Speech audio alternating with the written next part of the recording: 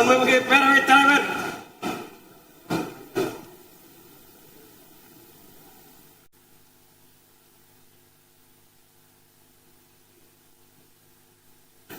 இன்சொலால் ஈத்து அளிக்க வல்லார்க்கு தன் சொலால் தான் கண்டனைத்து உலகு. இனிய சொற்களுடன் தக்கவர்க்கு பொருளை உதவி காக்க வல்ல அரசருக்கு இவ்வுலகம் தன் புகழோடு தான் கருதியபடி அமைவதாகும். இரங்கற் குறிப்புகள் அமரலாம்.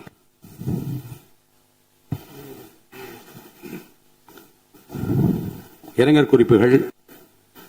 தமிழ்நாடு சட்டமன்ற பேரவை முன்னாள் உறுப்பினரான திரு ஆ.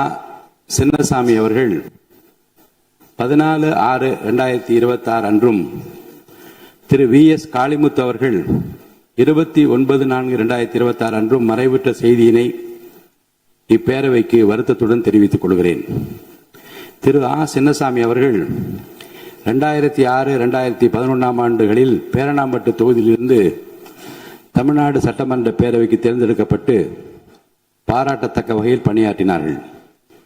திரு வி. எஸ். காளிமுத்து அவர்கள் 2016-2021 ஆண்டுகளில் தாராபுரம் தொகுதியிலிருந்து தமிழ்நாடு சட்டமன்ற பேரவைக்கு தேர்ந்தெடுக்கப்பட்டு சிறந்த முறையில் பணியாற்றினார்கள். இம்முன்னாள் உறுப்பினரது மறைவால் அவர்களை பிரிந்து வருந்தும் அவரது குடும்பத்தினருக்கு ஆழ்ந்த இரங்கலையும் அனுதாபத்தையும் இப்பேரவையின் சார்பிலும் என் சார்பிலும் தெரிவித்துக் கொள்கிறேன். மறைந்த இப்பெருந்தகைகளுக்கு மரியாதை செலுத்தும் வகையில் மாண்புமிகு உறுப்பினர் அனைவரும் எழுந்து நின்று 2 மணித்துளிகள் அமைதி காக்குமாறு கேட்டுக்கொள்கிறேன்.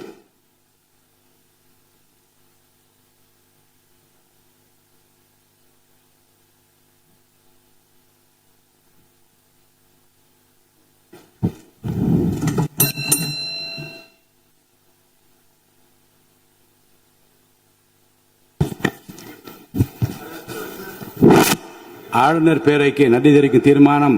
ஆளுநர் பேரவைக்கு நன்றி தெரிவிக்கும் தீர்மானத்தின் மீது கொடுக்கப்பட்ட திருத்தங்கள் இன்று முன்மொழியப்பட்டு வழிமொழியப்பட வேண்டும். திருத்தங்களை முன்மொழிகின்ற உறுப்பினர்களுக்கு என்னுடைய அன்பான வேண்டுகோள். திருத்தங்களை முன்மொழிகின்ற உறுப்பினர்கள் நான் கொடுத்துள்ள திருத்தங்களை முன்மொழிகின்றேன் என்று சொன்னால் மட்டும் போதுமானது. கொடுத்துள்ள திருத்தங்கள் அவை நடவடிக்கை குறிப்பில் பதிவு செய்து கொள்ளப்படும். அதற்கு பிறகு முன்மொழிகின்ற உறுப்பினர்களுக்கு அருகில் அமர்ந்துள்ள உறுப்பினர் நான் அதை வழிமொழிகின்றேன் என்று சொன்னால் மட்டும் போதும். இந்த முறையை பின்பற்றும்படி நான் கேட்டுக்கொள்கிறேன். திருத்தங்கள் கொடுத்துள்ள உறுப்பினர் பெயரை நான் வரிசையாக படிக்கின்றேன். மாண்புமிகு உறுப்பினர் திரு இரா ஜெயராமகிருஷ்ணன் அவர்கள். மைக். என்னால் கொடுக்கப்பட்ட திருத்தங்களை முன்மொழிகிறேன். மாண்புமிகு உறுப்பினர் திரு எம். ராஜு அவர்கள். இல்லையா? கொடுக்கப்பட்ட திருத்தங்களை நான் முன்மொழிகிறேன். பக்கத்தில் யாரும் வழிமொழிங்க. மாண்புமிகு உறுப்பினர் திரு மு. திராவிடமணி அவர்கள். நான் கொடுக்கப்பட்ட திருத்தங்களை முன்மொழிகின்றேன். பக்கத்தில் வழிமொழிங்க ஒருத்தர். மாண்புமிகு உறுப்பினர் திரு ச. சிவகுமார் அவர்கள். மாண்புமிகு பேரவைத் தலைவர்களே, நான் கொடுத்த திருத்தங்களை முன்மொழிகிறேன். அதை நான் வழிமொழிகின்றேன். மாண்புமிகு உறுப்பினர் முனைவர் கோவை செழியன் அவர்கள்.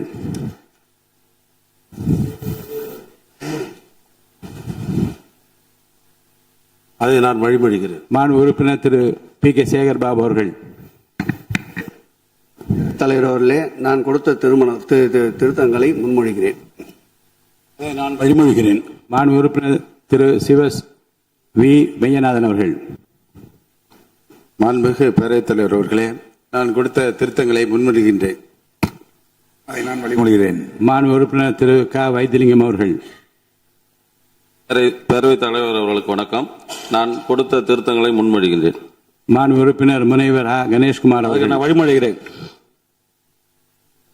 மாண்புமிகு பேரவைத் தலைவர் அவர்களே, நான் கவர்னர் உரையின் மீது கொடுத்த திருத்தங்களை முன்மொழிகிறேன். அதை நான் வழிமொழிகிறேன். மாண்புமிகு உறுப்பினர் திரு காதர் பாஷா முத்துராமலிங்கம் அவர்கள். மாண்புமிகு பேரவைத் தலைவர் அவர்களே, நான் கொடுக்கப்பட்ட தீர்மானங்களை முன்மொழிகிறேன். மாண்புமிகு உறுப்பினர் திரு அதை நான் வழிமொழிகிறேன். மாண்புமிகு உறுப்பினர் திரு தங்கம் தென்னரசு அவர்கள். பேரவைத் தலைவர் அவர்களே, நான் கொடுத்திருக்கக்கூடிய திருத்தங்களை நான் முன்மொழிகிறேன். மாண்புமிகு பேரவைத் தலைவர் அவர்களே, உறுப்பினர் அவர்கள் முன்மொழிந்ததை நான் வழிமொழிகிறேன். மாண்புமிகு உறுப்பினர் திரு மு தமிமுன் அன்சாரி அவர்கள் அவர் இருக்கையில் இல்லை. மாண்புமிகு உறுப்பினர் திரு க கருணாநிதி அவர்கள். முன்மொழிகிறேன். நான் அதை வழிமொழிகிறேன். மாண்புமிகு உறுப்பினர் திரு க கார்த்திகேயன் அவர்கள். அதை நான் முன்மொழிகிறேன். அதை நான் வழிமொழிகிறேன். மாண்புமிகு உறுப்பினர் திரு க அண்ணாதுரை அவர்கள். மாண்புமிகு பேரவைத் தலைவர் அவர்களே, திருத்தங்களை முன்மொழிகிறேன். நான் அதை வழிமொழிகிறேன். மாண்புமிகு உறுப்பினர் திரு த சாமிநாதன் அவர்கள். பேரவைத் தலைவர் அவர்களே, நான் கொடுத்த திருத்தங்களை முன்மொழிகிறேன். நான் அதை வழிமொழிகின்றேன். மாண்புமிகு உறுப்பினர் திரு சி வே கணேசன் அவர்கள். மாண்புமிகு பேரவைத் தலைவர் அவர்களே, நான் கொடுத்த திருத்தங்களை முன்மொழிகிறேன். அதை நான் வழிமொழிகின்றேன். மாண்புமிகு உறுப்பினர் திரு ஜி ஆர் வசந்தவேல் அவர்கள். அவர்களே, நான் கொடுத்த திருத்தங்களை முன்மொழிகின்றேன். அதை நான் வழிமொழிகிறேன். மாண்புமிகு உறுப்பினர் திரு அர சக்கரபாணி அவர்கள் இருக்கையில் இல்லை. மாண்புமிகு உறுப்பினர் திரு துரை சந்திரசேகரன் அவர்கள்.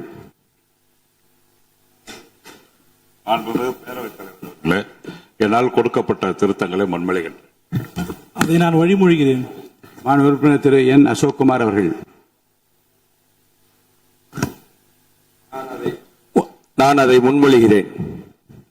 வழிமொழிகிறேன். மாண்புமிகு உறுப்பினர் டாக்டர் கலை கதிரவன் அவர்கள். மாண்புமிகு பேரவைத் தலைவர் அவர்களே, நான் கொடுக்கப்பட்ட திருத்தங்களை முன்மொழிகிறேன். அதை நான் வழிமொழிகிறேன். மாண்புமிகு உறுப்பினர் திரு ஐ பி செந்தில்குமார் அவர்கள். மாண்புமிகு பேரவைத் தலைவர் அவர்களே, என்னால் கொடுக்கப்பட்ட திருத்தங்களை நான் முன்மொழிகின்றேன். மாண்புமிகு பேரவைத் தலைவர்களே, வணக்கம். அதை நான் வழிமொழிகிறேன். மாண்புமிகு உறுப்பினர் திரு ஏவா வேலு அவர்கள். மாண்புமிகு பேரவைத் தலைவர் அவர்களே, என்னால் கொடுக்கப்பட்ட திருத்தத்தை நான் முன்மொழிகிறேன். பேரவைத் தலைவர்களே, வழிமொழிகிறேன். மாண்புமிகு உறுப்பினர் திரு மு அப்துல் வஹாப் அவர்கள். மாண்புமிகு பேரவைத் தலைவர் அவர்களே, என்னால் கொடுக்கப்பட்ட தீர்மானங்களை முன்மொழிகின்றேன். அதை நான் வழிமொழிகிறேன். மாண்புமிகு உறுப்பினர் முனைவர் எம் எச் ஜவஹர்லா அவர்கள். மாண்புமிகு பேரவைத் தலைவர் அவர்களே, மேதகு ஆளுநரின் உரைக்கு நான் கொடுத்த 21 திருத்தங்களை முன்மொழிகிறேன். மாண்புமிகு பேரவைத் தலைவர் அவர்களே, மாண்புமிகு உறுப்பினர் முன்மொழிந்ததை நான் வழிமொழிகிறேன். மாண்புமிகு உறுப்பினர் திரு ஆ குட்டி என்கிற சுதாகர் அவர்கள். பேரவைத் தலைவர் அவர்களே, நான் கொடுத்த தீர்மானத்தை முன்மொழிகிறேன். அதை நான் வழிமொழிகிறேன். மாண்புமிகு உறுப்பினர் திரு அக்ரி எஸ் எஸ் கிருஷ்ணமூர்த்தி அவர்கள். மாண்புமிகு பேரவைத் தலைவர் அவர்களே, மேதகு ஆளுநர் உரையின் மீது நான் கொடுத்துள்ள திருத்தங்களை முன்மொழிகின்றேன். மாண்புமிகு பேரவைத் தலைவர் அவர்களே, அதை வழிமொழிகிறேன். ஆளுநர் பேருரைக்கு நன்றி தெரிவிக்கும் தீர்மானத்தின் மீதான விவாதத்திற்கு பதிலுரை மாண்புமிகு முதலமைச்சர் அவர்கள்.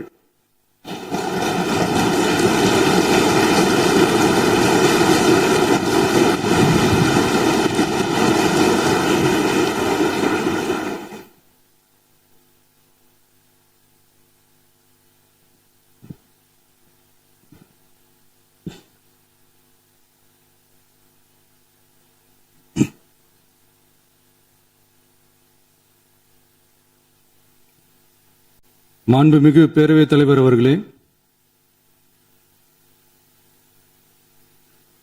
மாபெரும் தலைவர்கள் வழிநடத்திய மாண்பும் மாபெரும் வரலாற்று சிறப்பு கொண்ட இந்த சட்டமன்ற பேரவையின் 17வது சட்டமன்ற பேரவைக்கு நம்மையும் நம்ம தமிழக வெற்றி கழகத்தை சார்ந்த சட்டமன்ற உறுப்பினர்களையும் தேர்ந்தெடுத்து அனுப்பின நிரந்தரமாக என் நெஞ்சில் குடியிருக்கும் தாயன்புமிக்க தமிழக மக்கள் அனைவருக்கும்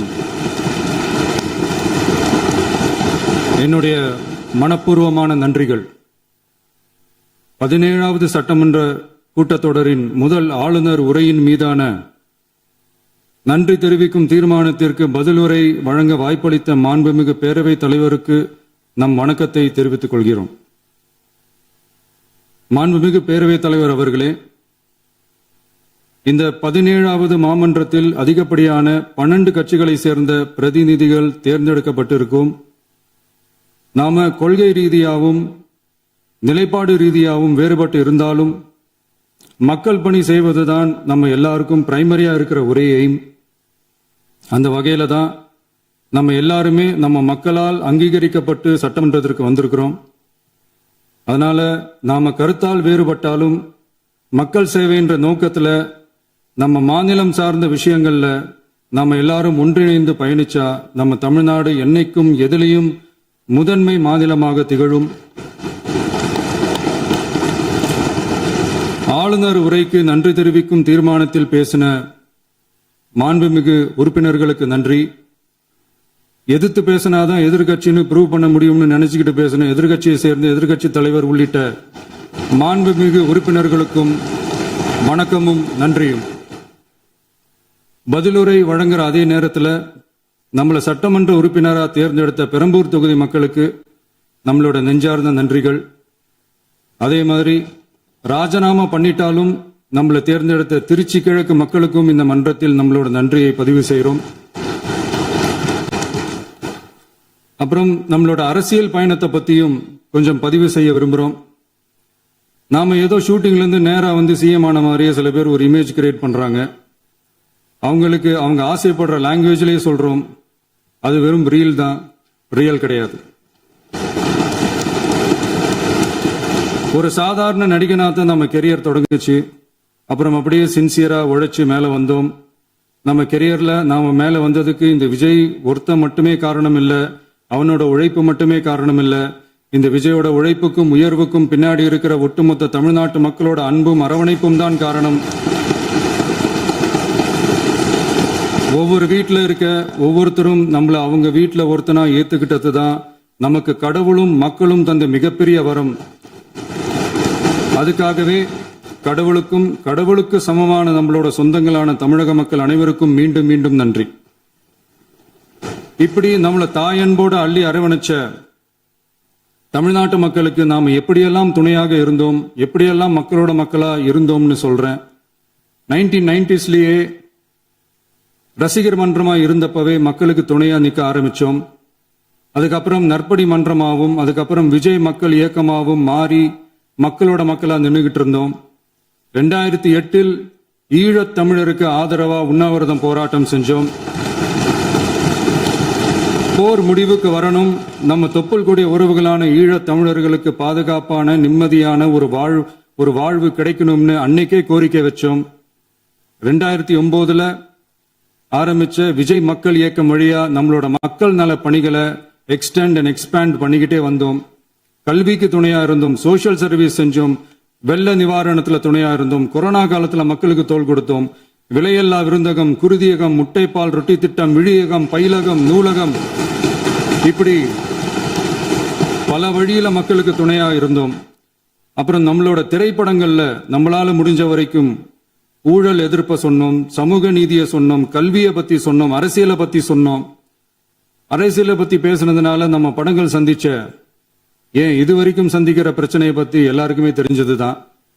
இது மட்டும் இல்லாம 2011 நாகப்பட்டினத்துல மீனவர் பிரச்சனைகளுக்கு ஆதரவா ஒரு பெரிய பொதுக்கூட்டம் நடத்தினோம். மீனவர்கள் மீதான தாக்குதலை கண்டிச்சு பேசி அதுல நம்மளோட எதிர்ப்பை பதிவு செஞ்சோம். 2017 ஜல்லிக்கட்டு போராட்டத்தில் தமிழர் பண்பாட்டு உரிமைக்கான நம்மளோட ஆதரவை தெரிவிச்சோம். 2018 ஸ்டெர்லைட் போராட்டம், துப்பாக்கி சூட்ல பாதிக்கப்பட்ட நம்ம சொந்தங்களை நேர்ல சந்திச்சு ஆறுதல் சொன்னோம். 2021 உள்ளாட்சி தேர்தலில் விஜய் மக்கள் இயக்க வேட்பாளர்கள் போட்டியிட்டு ஜெயிச்சாங்க. கல்வி விருது விழா நடத்தி சிறந்த மதிப்பெண் பெற்ற மாணவ மாணவிகளுக்கு ஊக்கத்தொகையும் பரிசும் கொடுத்தோம். 2024 தமிழக வெற்றி கழகத்தை ஆரம்பிச்ச உடனேயே CAA-வை எதிர்த்து அறிக்கை விட்டோம். அரசியல் கட்சி ஆரம்பிச்சு விழுப்புரம் மாவட்டத்தில் விக்கிரவாண்டியில நம்மளோட முதல் மாநில மாநாட்டிய வெற்றி கொள்கை திருவிழாவை நடத்தினோம். தந்தை பெரியார், பெருந்தலைவர் காமராஜர், அண்ணல் அம்பேத்கர், வீரமங்கை வேலுநாச்சியார், மக்கள் சேவகர் அஞ்சலை அம்மாள்னு நம்மளோட 5 கொள்கை தலைவர்களை அறிவிச்சோம். இந்தியாவிலே 2 பெண் ஆளுமைகளை கொள்கை தலைவர்கள் அறிவிச்ச ஒரே கட்சி நம்ம டிவிக்கு மட்டும்தான் என்ற பெருமையோடு அறிவிச்சோம். பெரியார் சொன்ன மாதிரியே அவர் சொன்னதுல நமக்கு ஏற்புடையதை மட்டும் எடுத்துக்கிட்டோம். அவரோட கடவுள் மறுப்பு கொள்கையில நமக்கு உடன்பாடு இல்லைன்னு ஓப்பனா அறிவிச்சோம். நமக்கு கடவுள் நம்பிக்கை உண்டுன்னு அறிவிச்சோம். யாரோட நம்பிக்கைக்கும் நாம் எதிரானவங்க இல்லைன்னு தெளிவா அறிவிச்சோம். பெண் கல்வி, பெண்கள் முன்னேற்றம், சமூக சீர்திருத்தம், சமூக நீதி, இப்படி பெரியாரோட கருத்துக்களை நிறையவே ஏத்துக்கிட்டோம்னு அறிவிச்சோம். அண்ணல் அம்பேத்கரோட சம வாய்ப்பு, சமநீதி, சமத்துவத்தை ஃபாலோ பண்ணுவோம்னு அறிவிச்சோம். பெருந்தலைவர் காமராஜரோட மதச்சார்பின்மையை ஏத்துக்கிட்டதோட அவரோட நேர்மையான நிர்வாகத்தையே ஒரு கொள்கையா ஏத்துக்கிட்டோம்னு அறிவிச்சோம். வீரமங்கை வேலு நாச்சியாரோட மண் மீட்பையும் சமூக நல்லிணக்கத்தையும் பின்பற்றுவோம்னு அறிவிச்சோம். மக்கள் சேவகர் அஞ்சலை அம்மாளோட விடுதலை வேட்கையையும் மக்களோட வாழ்வாதாரத்துக்காக உறுதியாக நிற்கிறதையும் பின்பற்றுவோம்னு சொன்னோம். எல்லாருக்கும் எல்லாமும் கிடைக்கணும், எம் மதமும் நம் மதம்னு சொல்லி மதச்சார்பற்ற சமூக நீதி தான் நம்ம கொள்கைன்னு அறிவிச்சோம். நம்ம கொள்கை எதிரி யாரு, அரசியல் எதிரி யாருன்னு ஓப்பனா அறிவிச்சோம். எல்லாத்துக்கும் மேல பிறப்புக்கும் எல்லா உயிர்க்கும்ன்றத நம்மளோட அடிப்படை அரசியல் கோட்பாட்டா அறிவிச்சுட்டு தான் அரசியலுக்கே வந்தோம். நம்ம மதுரை மாநாட்டில் நம்மளோட தேர்தல் அரசியல் மற்றும் ஆட்சி அதிகார அரசியல் வழிகாட்டியா அறிஞர் அண்ணாவையும் புரட்சி தலைவர் எம்ஜிஆரையும் ஏத்துக்கிட்டதா அறிவிச்சோம். அப்புறம் இன்னனையும் நாம இங்க பதிவு செஞ்சே ஆகணும். எல்லாரும் கட்சி ஆரம்பிச்சுட்டு தான் ஒவ்வொரு வீட்டுக்குள்ளேயும் போவாங்க. ஆனா நாம ஒவ்வொரு வீட்டுக்குள்ளேயும் போனதுக்கு அப்புறம் தான் கட்சியவே ஆரம்பிச்சிருக்கிறோம். ஒவ்வொரு வீட்டுல ஒவ்வொருத்தரும் நம்மள அவங்க பிள்ளையா, மகனா, அண்ணனா, தம்பியா ஏத்துக்கிட்டதும் இயல்பா நடந்துச்சு. தமிழ்நாட்டு மக்களோட மனசுக்குள்ள போறதுக்கு நாம பட்ட பாடு நமக்கு மட்டும்தான் தெரியும். இதெல்லாம் புரிஞ்சாலும் புரியாத மாதிரி இருக்கிறவங்க தான் நம்மள நடிகன் என்று சொல்லியும் நம்ம கட்சிய நடிகன் கட்சின்னு சொல்லியும் சில நக்கல், நையாண்டி இதெல்லாம் பேசுவாங்க. அதை பத்தி நமக்கு கவலை இல்லைன்னு. இப்படி நம்ம அரசியல் பயணம் ரொம்ப டிரான்ஸ்பரண்டா தான் ஆரம்பிச்சிருக்கு. இந்த 2026 தேர்தலில் கூட்டணியே இல்லாமல் தனியா நின்னோம். மக்கள் நம்மள தெளிவா புரிஞ்சுகிட்டதாலையும் நம்ம டிவிகே தோழர்களோட உழைப்பாலையும் நாம 35% வாக்குகளை வாங்கினோம். 1,72,00,000 வாக்குகளோட தமிழ்நாட்டிலேயே தனி பெரும் கட்சியா வந்தோம். தமிழக மக்களாலையும் நம்மளோட ஆதரவு இயக்கங்களாலையும் இதோ இன்னைக்கு இங்க நம்ம டிவிகே ஆளும் கட்சியா உட்கார்ந்துருக்கிறோம். இந்த ஆளும் கட்சியா ஆனதும் அவ்வளவு சாதாரணமாலாம் நடந்துடல. 2.25 வருஷத்துல ஆட்சிக்கு வந்துட்டீங்கன்னு ரொம்ப கிண்டலா கேலியா சிலர் பேசுறாங்க. எங்களோட இந்த 2.25 வருஷ டிராவல்ல எவ்வளவு வலியும் வேதனையும் இருக்குது. நம்மளோட மக்கள் சந்திப்புக்கே அவ்வளவு இடையூறு, அவ்வளவு தடைகள், ஊர் உலகத்துல யாருக்கும் இல்லாத ஒன்னா நமக்கு மட்டுமே தனியா ஸ்பெஷலா எக்ஸ்க்ளூசிவா நிறைய நிபந்தனைகள், நெருக்கடிகள், கட்டுப்பாடுகள், நம்மளை சந்திக்க வர்ற மக்களுக்கு சரியான பாதுகாப்பு இல்லாம, நம்ம கூட்ட நிகழ்ச்சிக்கு போதுமான பாதுகாப்பு இல்லாமன்னு இன்னும் வெளியே சொல்ல முடியாத நிறைய சூழ்ச்சிகள் எல்லாத்தையும் தாண்டி தான் நாம் இந்த இடத்துக்கு வந்திருக்கிறோம். But still miles to go. நம்ம டிராவல்ல எல்லாத்துக்கும் உச்சமா நம்மளோட சொந்தங்கள், நம்மளோட உறவுகள். 41 பேர் கரூர் சம்பவத்தில் இழந்த வேதனை எல்லாம் எப்படி சொல்றதுனே தெரியல. நம்ம மனசு விட்டு என்னைக்கும் அந்த வலியும் வேதனையும் நீங்கவே நீங்காது. அதுலயும் நம்ம மேலேயே பழி போட்ட கொடுமையெல்லாம் இருக்கும் பாருங்க, அதெல்லாம் வேற லெவலுங்க. என்னத்துக்கு அப்படியெல்லாம் செஞ்சாங்கன்னு தெரியல. அரசியல்னா இப்படியெல்லாம் கொடூரமா இருக்கணுமா என்ன? சரி விடுங்க. இந்த விஜய் இவனோட மக்களுக்காக எதையும் தாங்க தயாராகிட்டான். இவ்வளவு பெயின்ஃபுல்லான நம்ம பொலிட்டிக்கல் டிராவல்ல நம்மளோட மிகப்பெரிய ஆறுதலும் பலமும் என்ன தெரியுமா? என் நெஞ்சில் குடியிருக்கும் என்னோட தமிழ்நாட்டு மக்களும், என் உயிருக்கு உயிரான என்னோட தோழர்களும் தான். அவங்களோட பலத்தால தான். அன்னைக்கு 1967 முன்னாள் முதல்வர் மாண்புமிகு அறிஞர் அண்ணா அவர்கள் தலைமையில் அமைஞ்ச சாமானியர்களோட ஆட்சி மாதிரி, 1977 முன்னாள் முதல்வர் மாண்புமிகு புரட்சி தலைவர் எம்ஜிஆர் அவர்கள் தலைமையில் அமைஞ்ச மிக சாமானியர்களோட ஆட்சி மாதிரி, இதோ இன்னைக்கு அதே வரிசையில 2026 சட்டமன்ற தேர்தலில் இந்த விஜயோட தோழர்கள் இடம்பெற்ற ஒரு மிக மிக சாமானியர்களின் ஆட்சி அமைஞ்சிருக்கு. வாகை சூடும் வரலாறு திரும்பி இருக்கிறது. இப்படி ஒரு தீர்ப்பை மக்கள் அளிச்சதுனாலதான் தமிழக வரலாற்றில் ஒரு மகத்தான கூட்டணி ஆட்சியை நாம் அமைச்சிருக்கிறோம். இளைஞர்களால என்ன செய்ய முடியும், பெண்களால என்ன செய்ய முடியும்னு கேட்டவங்களுக்கான பதில் தான் இன்னைக்கு அமைஞ்சிருக்கிற நம்ம ஆட்சி. ஒரே ஒரு குடும்பம் மட்டும் முக்கியம்னு சொல்றது நம்மளோட ஆட்சி அதிகார அரசியல் இல்ல. தமிழ்நாட்டில் இருக்கிற ஒவ்வொரு குடும்பமும் முக்கியம்னு சொல்றது தான் நம்ம அரசியல். நம்மளோட ஆட்சி அதிகாரம் அதான் நம்மளோட மனசாட்சி உள்ள மக்களாட்சி. இந்த 2026 தேர்தலில் யாராலும் உடைக்கவே முடியாதுன்னு சொன்ன மதத்தை உடைச்சோம், சாதியை உடைச்சோம், முக்கியமா காசு கொடுத்து ஓட்டு வாங்குற ஒரு நச்சு கலாச்சாரத்தையே சுக்கு நூறா தூள் தூளா உடைச்சிருந்தோம். நாம கிளீன் கவர்னன்ஸ் அண்ட் குட் கவர்னன்ஸ்ல உறுதியா இருக்கிறோம். இப்ப மட்டும் இல்ல, எப்பவுமே இப்படிதான் இருப்போம். இதுல 100% இது உண்மைன்றதுனாலதான் பாரம்பரியமான தினத்தந்தி பத்திரிகை ஊழலின் ஊற்றுக்கண் அடைக்கப்படுகிறதுன்னு 16/6/2026 அன்னைக்கு ஒரு தலையங்கமே எழுதியிருக்கு. ஒரு தவறு செய்தால், அது தெரிந்து செய்தால் அவன் தேவன் என்றாலும் விடமாட்டேன் என்று எம்ஜிஆர் அன்று பாடினார். அதை இன்று விஜய் செயலில் காட்டுகிறார்னு அந்த எடிட்டோரியல்ல எழுதியிருக்கு. இந்த நேரத்தில் தினத்தந்திக்கு நம்மளோட நன்றியை தெரிவிச்சுக்கிறோம். அரசியலுக்கு வந்து 2 வருஷம் தான் ஆகுது, உங்களுக்கு என்ன தெரியும், உங்களால என்ன முடியும்னு கேலியா கேட்டவங்களுக்கு தினத்தந்தியோட பதிலை இப்போதைக்கு போதும்னு நினைக்கிறேன். என்னென்னமோ செய்வான்னு சொல்றானே இந்த விஜய், பல வருஷமா இருக்கிற ஒரு பதவி வெறி பிடிச்ச அரசியலை உடைச்சு எப்படி செய்வான்னு நம்ம மக்களை யோசிச்சிருவாங்க. இதோ இப்போ நம்ம மக்களுக்கு புரிஞ்சிருக்கும். இப்பவும் சொல்றோம், இது வெறும் ஆரம்பம் தாங்க. இந்த மாபெரும் சபையிலிருந்து கேட்கிற மக்களே, நமக்கு கொஞ்சம் அவகாசம் கொடுங்க. இதுக்கு முன்னாடி, அதாவது 2017 கடைசியில இருந்து 2026 ஏப்ரல் வரைக்கும் இருந்த புண்ணியவான்கள் ஆட்சியில ஒவ்வொரு டிபார்ட்மெண்ட்லயும் போட்ட ஏராளமான ஓட்டைகளை அடைச்சிக்கிட்டே படிப்படியா மக்களுக்கு நல்லதையும் செஞ்சுக்கிட்டே வருவோம். அதனாலதான் நமக்கு எதிரா யார் யாரோ சேரவே மாட்டாங்கன்னு நினைச்சவங்க எல்லாம் ஒன்னா சேர்றாங்க. நம்ம ஆட்சிக்கு டேட்டு குறிக்கிறாங்க.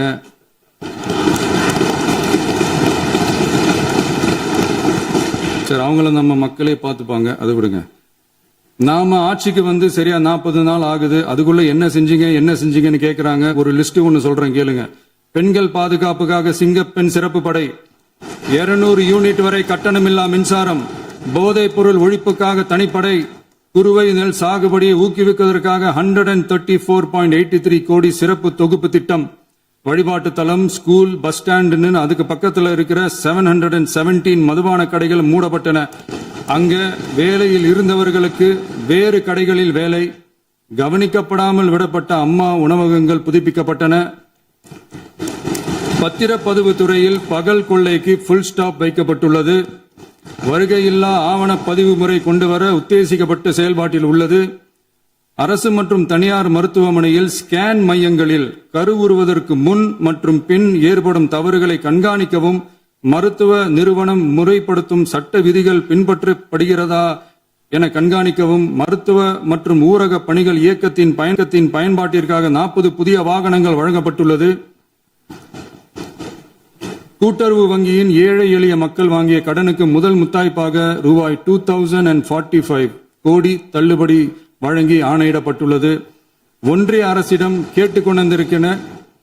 கேட்டுக்கொண்டதற்கிணங்க கடந்த 2 வருடமாக நிறுத்தி வைக்கப்பட்ட இருந்த ஜல் ஜீவன் மிஷன் திட்டம் புதுப்பிக்கப்பட்டு ஜல் ஜீவன் மிஷன் திட்டம் 2.0 நடைமுறைக்கு கொண்டு வரப்பட்டுள்ளது.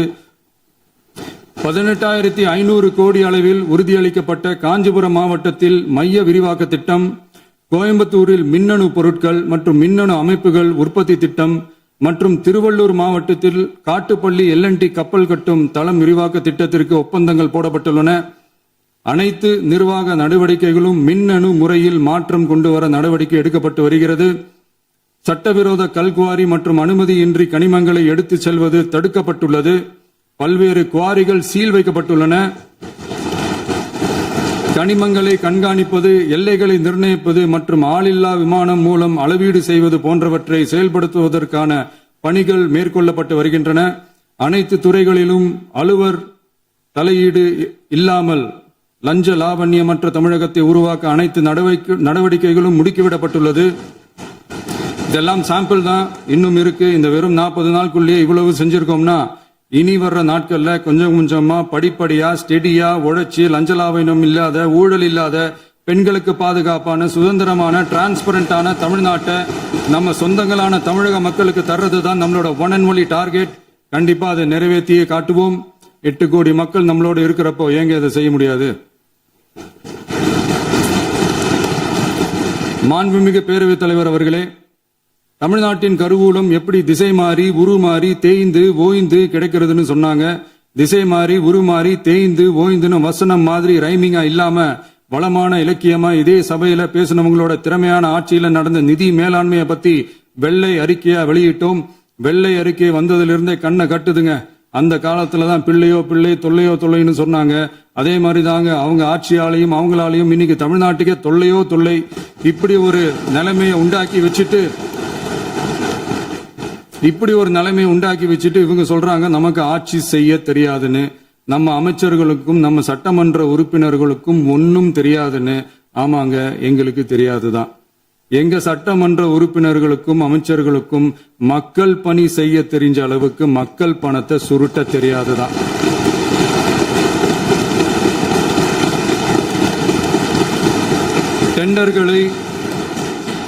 டெண்டர்களை முறைப்படுத்த தெரிஞ்ச அளவுக்கு அதோட ரேட்டை உயர்த்தி ஊழல் செய்ய தெரியாதுதான்.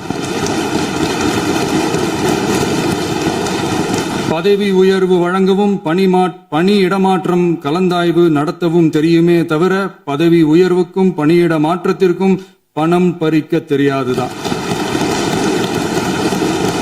புதிய பணியிடங்கள் உருவாக்க தெரியுமே தவிர அந்த பணியிடங்களை பணத்துக்கு விற்க தெரியாதுதான். கோயில்கள்ல நடக்கிற நிர்வாக சீர்கேட்டை தடுக்க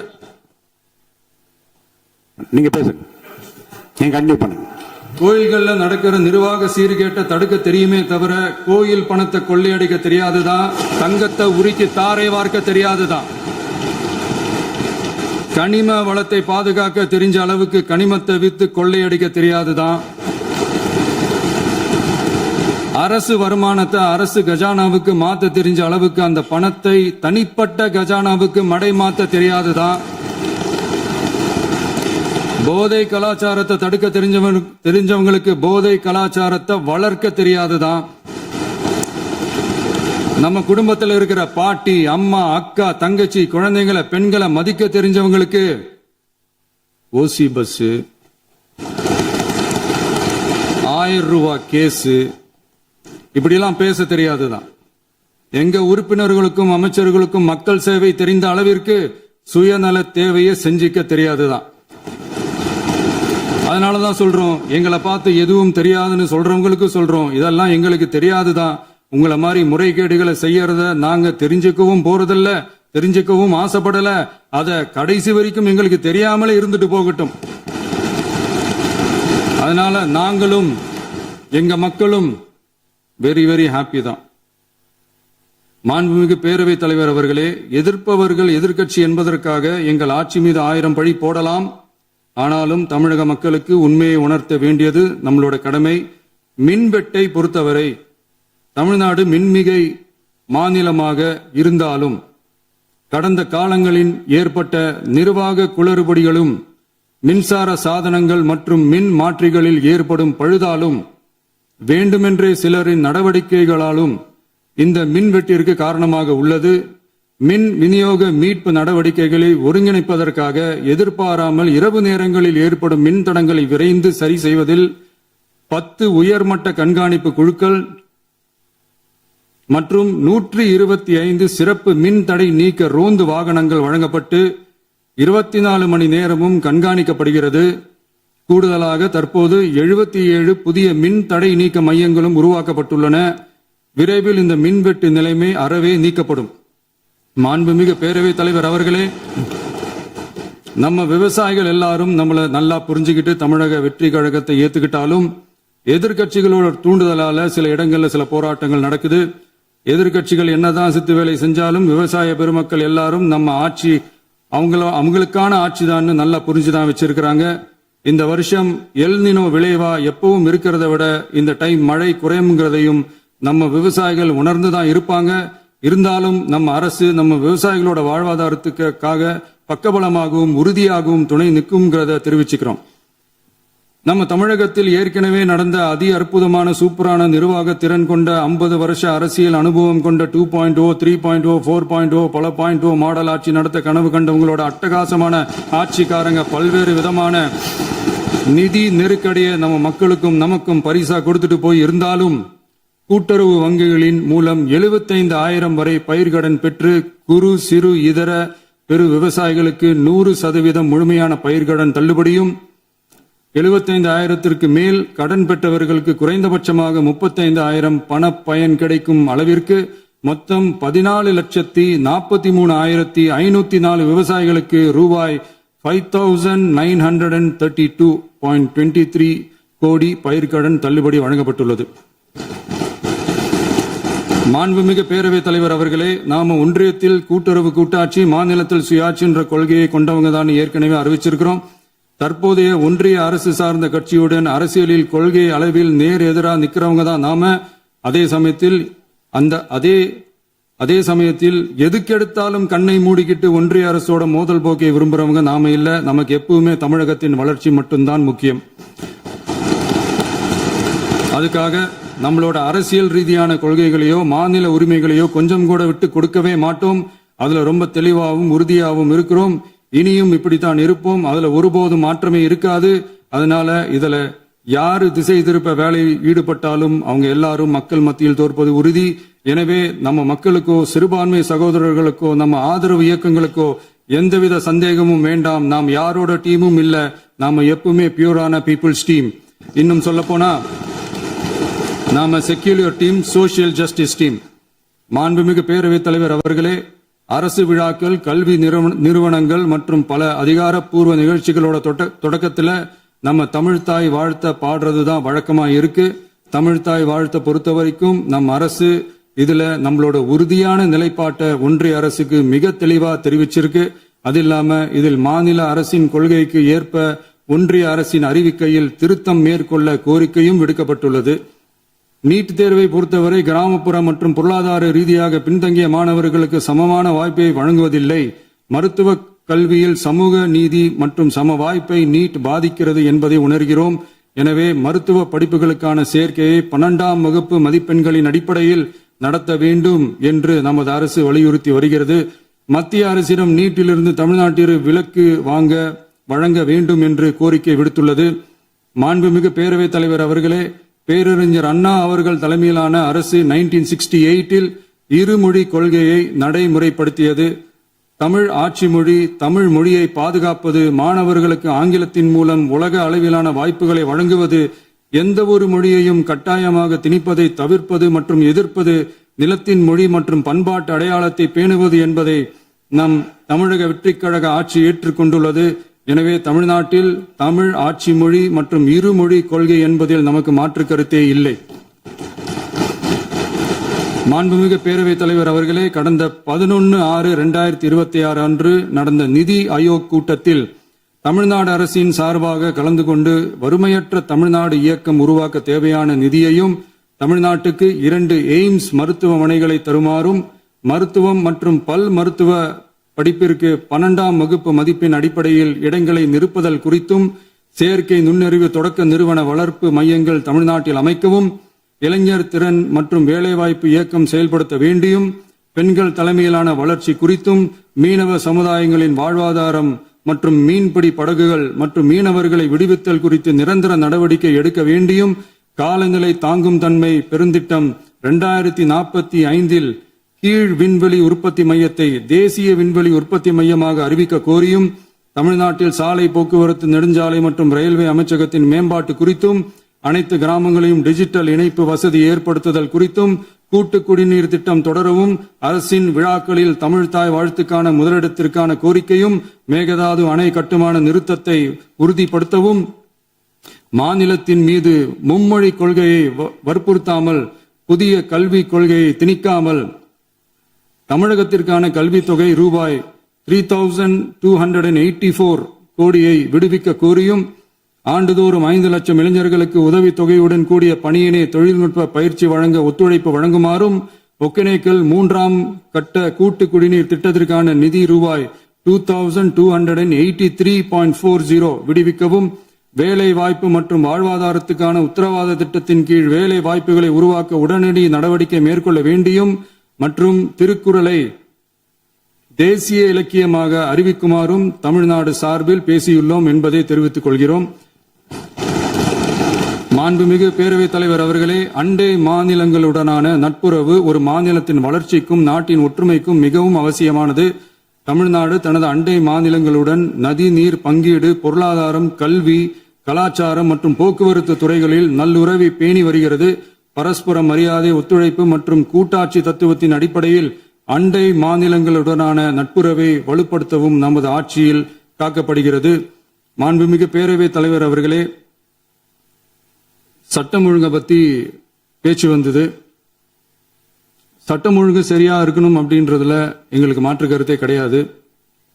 கண்டிப்பா லா அண்ட் ஆர்டர் கரெக்டா இருக்கணும், கரெக்டா இருக்கும், இருக்க வைப்போம். அதே மாதிரி பெண்கள் பாதிக்கப்படுறதையும் இங்க யாராலையும் சகிச்சுக்கவே முடியாது. அதுக்கான கடுமையான நடவடிக்கைகள் நம்ம அரசு எடுத்துக்கிட்டு இருக்கிறோம். இந்த சிங்கப்பெண் சிறப்பு அதிரடிப்படை கூட அதுக்கான ஒரு ஃபர்ஸ்ட் ஸ்டெப் தான். அதே மாதிரி இந்த போதைப் பொருள் நடமாட்டம் அதை கண்ட்ரோல் பண்றதுக்கும் நம்ம அரசு கடுமையான நடவடிக்கைகள் எடுத்துக்கிட்டு இருக்கிறோம். அதையும் கண்டினியூ பண்ணி எடுப்போம்.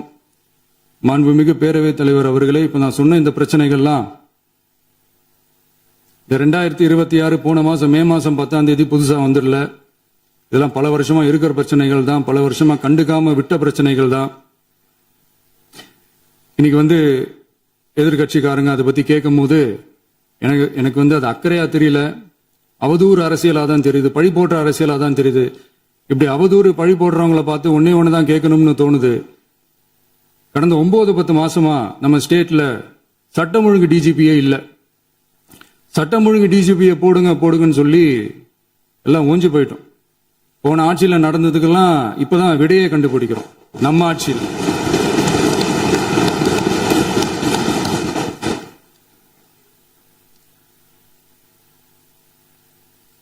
இந்த போதைப் பொருள் நடமாட்டம் எல்லாம் தாறுமாற அப்படியே பரவி கொட்டி கிடக்குது. இதெல்லாம் இனிஷியல் ஸ்டேஜ்லயே யார் கண்ட்ரோல் பண்ணியிருக்கணும்? போலீஸ் டிபார்ட்மெண்ட் அப்போ யார் கையில இருந்தது? இத்தனை கேள்வி நம்மளை பார்த்து கேட்கறாங்களே, ஒரே ஒரு கேள்வி தான் நான் கேட்கணும்னு தோணுது. போலீஸ் டிபார்ட்மெண்ட்டை கையில வச்சுக்கிட்டே பிகினிங்லயே இனிஷியல் ஸ்டேஜ்லயே இந்த போதைப் பொருள் நடமாட்டத்தை ஏன் கண்ட்ரோல் பண்ணல? மனசாட்சி உள்ளவங்க இந்த பிரச்சனையெல்லாம் ஏன் நடக்குதுன்றது அவங்களுக்கே நல்லா தெரியும். இன்னைக்கு சட்டம் ஒழுங்கை பத்தி கேள்வி கேட்க கூடாதா அப்படின்னா தாராளமா கேட்கலாம். இது ஜனநாயக அரசு, மன்னராட்சி எல்லாம் கிடையாது, மனசாட்சி உள்ள மக்களாட்சி. அதனால கேள்வி கேட்கலாம், எல்லாருக்கும் எல்லா உரிமையும் உண்டு. விமர்சனம் செய்யலாம், எல்லாருக்கும் எல்லா உரிமையும் உண்டு. ஆனா நம்ம ஆட்சியில என்ன நடவடிக்கைகள் எடுத்திருக்கோன்றது தெரிஞ்சுக்கிட்டு அதுக்கேற்ற மாதிரி ஒரு நடுநிலையா பேசுனீங்கன்னா கொஞ்சம் நல்லா இருக்கும். சட்டம் ஒழுங்கை பத்தி யாருக்கு என்ன யோசனை இருந்தாலும், மக்கள் நலனுக்காக யாருக்கு என்ன யோசனை இருந்தாலும் அதை தாராளமாக சொல்லலாம். நம்ம அரசு அது காது கொடுத்து கேட்கும். ஆனா நம்ம அரசினுடைய நிர்வாகத்திறன் அதை பத்தி பேசுறவங்களுக்கு இந்த ஊரடிச்சு உலையில போட்டு ஊழல் மேல ஊழலா செஞ்சுக்கிட்டு அதுல இருந்து தப்பிக்கிறதுக்கு பேர் தான் நிர்வாகத்திறன் அப்படின்னு சொன்னா, அப்படிப்பட்ட ஒரு ஊழல் செய்யற நிர்வாகத்திறனை நம்ம அரசு ஒரு நாளும் செய்யாது. பொட்டி பெட்டியா பணத்தை வச்சுக்கிட்டு, பெட்டியை வச்சு எல்லாம் செஞ்சுக்கிட்டு, போதைப் பொருள் பாதுகாவல் கழக மாடல் அரசாங்கம் செஞ்ச ஒவ்வொரு ஊழலா வெளியில வந்துகிட்டு இருக்கு. டாஸ்மாக்ல அது என்னப்பா அது பேரு,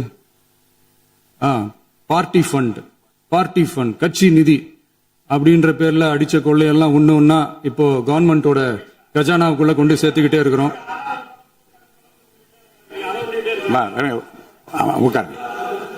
மாண்புமிகு முதல்வர்கள் பதில் உரைக்கு பிறகு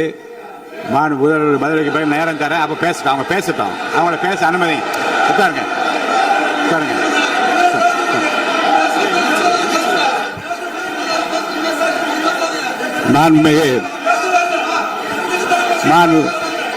அலோவ் பண்றேன் உட்காருங்க. மாண்பு உறுப்பினர்கள் நீங்க இங்க உட்காருங்க, அமைதியா உட்காரு. நீங்க எல்லாம் உட்காருங்க.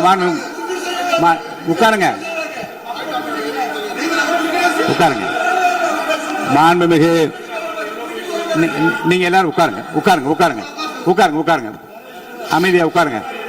இருங்க, உட்காருங்க. அப்புறம் நீங்க என்ன உட்காருங்க, நான் கொடுப்பேன், உட்காருங்க.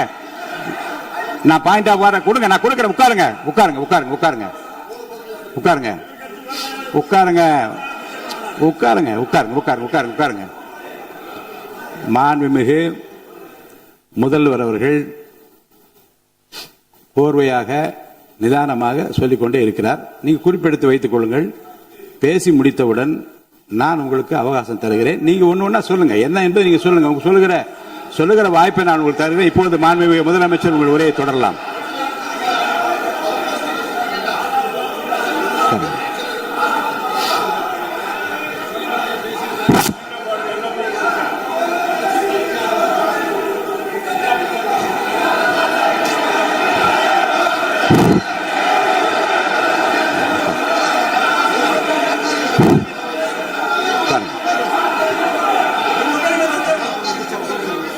நான் எழுந்த பிறகு உட்கார்றதா உட்காருங்க.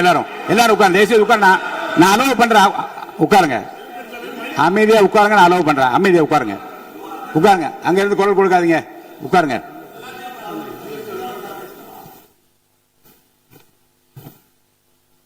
இனிமையான இந்த விவாதத்தில் இதுவரை குறுக்கீடுகள் இல்லாமல்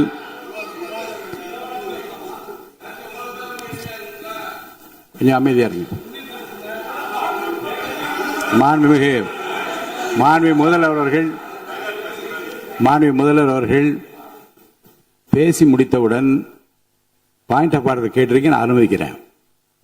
எதிர்க்கட்சி தலைவருக்கு மட்டும் நான் அனுமதி தருகிறேன். அவர் எழுந்து பேசலாம். மாண்பு முதலமைச்சர் நீங்க கண்டினியூ பண்ணி முடிக்கலாம். நீ எல்லாரும் எழுந்துச்சீங்கன்னா சரி வராது. உட்காருங்க. நான் சொல்லியிருக்கேன். உட்காருங்க உட்காருங்க உட்காருங்க.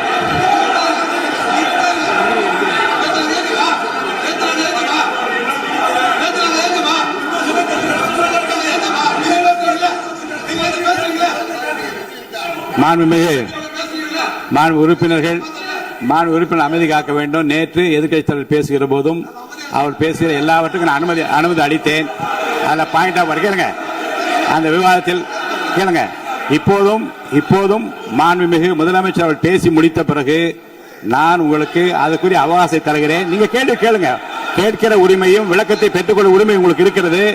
அதற்கு அவகாசம் நான் தருகிறேன்.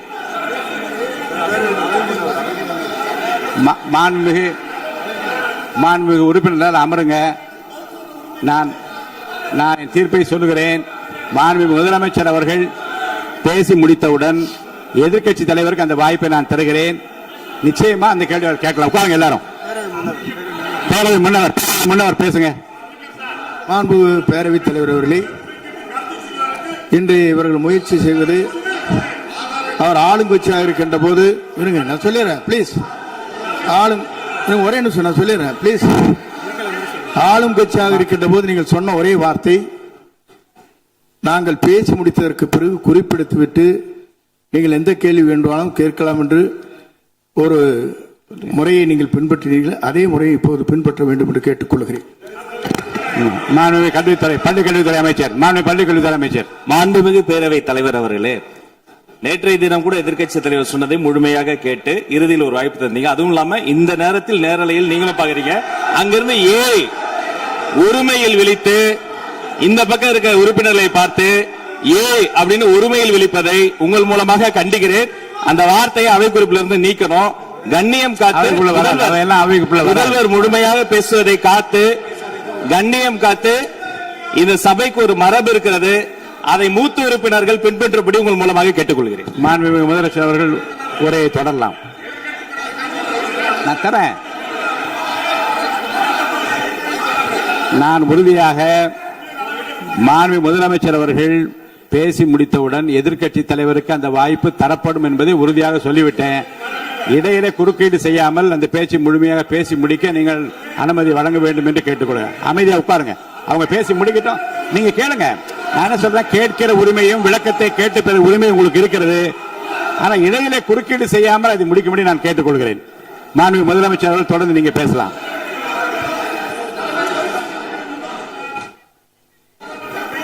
எதிர்க்கட்சி தலைவர்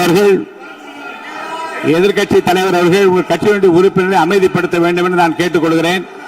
உங்களுக்கு வாய்ப்பு தரவில்லை என்றால் அவர் எழுந்து நிற்பதில் நியாயம் இருக்கு. வாய்ப்பு தரப்போகிறேன். மாண்பு முதலமைச்சர் அவர்கள் பேசி முடித்தவுடன் உங்களுக்கு வாய்ப்பு தரப்படும். அது வரைக்கும் உங்களுடைய உறுப்பினரை அமைதி காக்க நீங்கள் தான் பார்த்துக் கொள்ள வேண்டும். மாண்பு அவை முன்னவர். மாண்பு பேரவைத் தலைவர் அவர்களே, அவர் அப்போது சொன்னது வேறு, இப்போது நடந்து கொள்கிற முறைகள் வேறாக இருக்கிறது. அன்றைக்கு அவர் சொல்லுகிற போது அமைச்சர் அத்தனை பேரும் பேசி முடித்ததற்கு பிறகு உங்களுடைய கருத்துக்கள் யாராவது தெரிவிக்கலாம். இப்போது பின்பற்றினால் நன்றாக இருக்கும். நீங்கள் அதற்காகத்தான் சொன்னீர்கள். முதலமைச்சர் பேசியதற்கு பிறகு எதிர்க்கட்சி தலைவர் அவர்கள் பேசுவதற்கு வாய்ப்பளிக்கிறோம் என்று சொல்லியிருக்கிறார்கள். ஆகவே அந்த வாய்ப்பை நீங்கள் இல்ல அது பதில் சொல்லணும்னு கேட்டிருக்காங்க. பதில் சொல்லணும் சொல்லியிருக்காங்க. பதில் சொல்லினா தங்க பிரச்சனை இல்ல. அப்படி இல்ல. ஆகவே இல்ல நேற்றைய தினம் நீங்கள் அப்படி பேசிக்கொண்டது ஆறாவது இல்ல. நேற்றைய தினம் நீங்கள் பேசுகிற போது ஆறாவது குறுக்கிட்டார்களா? நீங்கள் பேசுகிற போது யாருமே குறுக்கிடவில்லை. நீங்க எவ்வளவு பேசினீர்கள், எவ்வளவு வார்த்தைகள் பேசினீர்கள் என்பதெல்லாம் எங்களுக்கு தெரியும். யாருமே அதில் குறுக்கிடவில்லை. இது முதலமைச்சர், எங்கள் முதலமைச்சர் எதிர்க்கட்சி தலைவர் பேசுகிற போது யாரும் குறுக்கிட வேண்டாம் என்று சொன்னார்கள். அதை நாங்கள் பின்பற்றினோம். ஆனால் இன்றைக்கு நீங்கள் பின்பற்றவில்லை என்பதால் வேதனையாக இருக்கிறார். முன்னவர் நேற்று எதிர்க்கட்சி தலைவர் பேசுகிற போது அடுக்கடுக்காக குற்றச்சாட்டுல வைத்தார். இப்போ அதற்குரிய மாண்புமிகு பொதுப்பணித்துறை அமைச்சர் கூட காலையில் அலுவலகத்தை சந்தித்து அவர்கள் சாட்டிய குற்றச்சாட்டுகளுக்கெல்லாம் ஆதாரங்களை எல்லாம் நான் கொண்டு வந்திருக்கிறேன் என்று சொன்னேன். நான் நேற்று அந்த விஷயம் நேற்றோடு முடிந்து விட்டது. ஆதாரங்களை கொடுங்கள். தக்க நேரத்தில் இதை பற்றி சொல்ல வேண்டிய நேர்ந்தால் நான் இதெல்லாம் ஆய்வு செய்து உரிய நேரத்தில் அவை குறிப்பில் ஏற்றுவதற்கு முன்பாக அவரிடம் காட்டி அதற்கு பிறகு அதை பற்றி முடிவெடுக்கும் என்று நான் சொன்னேன். இப்போதும் சொல்லுகிறேன், மாண்பு முதலமைச்சர் அவர்கள் பேசிக் கொண்டிருக்கிறார். பேசி முடிக்கட்டும். எதிர்க்கட்சி தலைவருக்கு உறுதியாக நான் வாய்ப்பு தருவேன். அவர் கேள்விகளை முன்வைக்கலாம், விளக்கங்களை பெறலாம். இப்போதைக்கு பேரவைத் தலைவர் என்ற முறையில் என்னுடைய முடிவு இதுதான். அவையில் இருக்கக்கூடிய உறுப்பினர்கள் அமரும்படி நான் கேட்டுக்கொள்கிறேன். மாண்பு முதலமைச்சர் அவர்கள் பேச வேண்டிய போ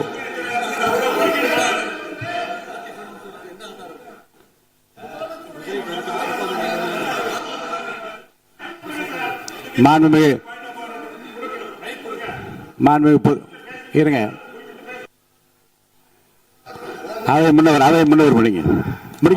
பேரவைத் தலைவர் அவர்களே, நேற்றைய தினம் நீங்கள் முழுமையாக பேசினீர்கள்.